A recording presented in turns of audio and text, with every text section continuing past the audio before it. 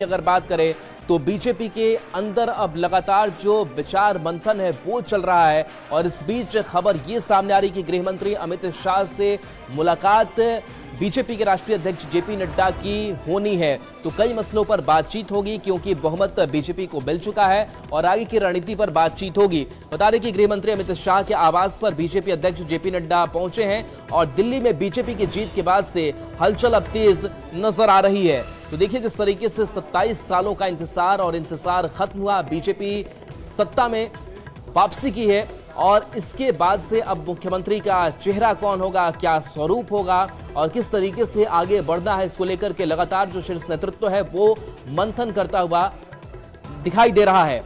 तो दिल्ली से खबर, जहां बीजेपी की जीत के बाद से हलचलें तेज है। गृह मंत्री अमित शाह के आवास बीजेपी अध्यक्ष जेपी नड्डा पहुंचे हैं, जहां दोनों नेताओं के बीच बातचीत चल रही है।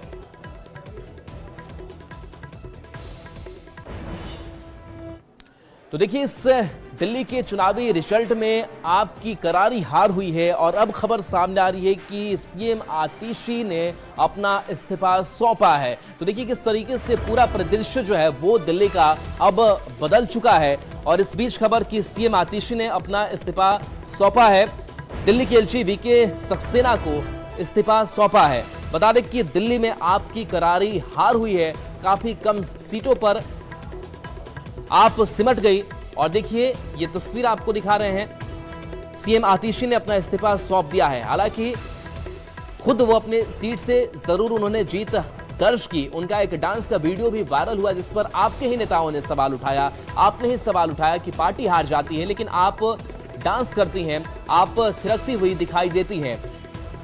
तो अभी खबर सामने आ रही है कि दिल्ली के एलजी वीके सक्सेना को आतिशी ने अपना इस्तीफा सौंप दिया है और दिल्ली में आपकी करारी हार के बाद से अब आप क्या करेगी ये भी बड़ा सवाल है। उसका राजनीतिक अस्तित्व क्या होगा ये बड़ा सवाल है।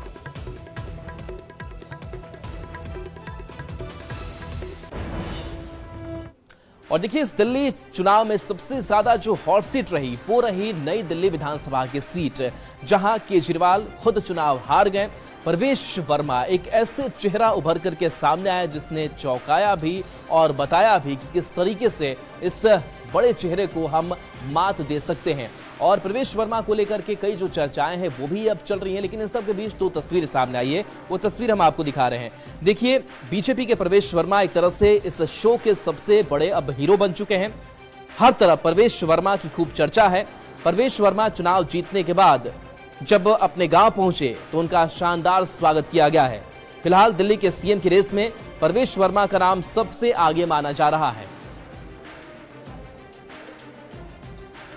एक बार फिर से 1993 वाली याद ताजा हो गई है।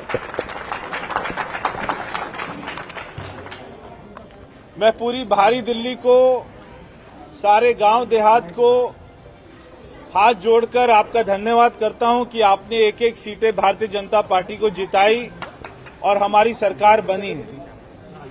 ये सरकार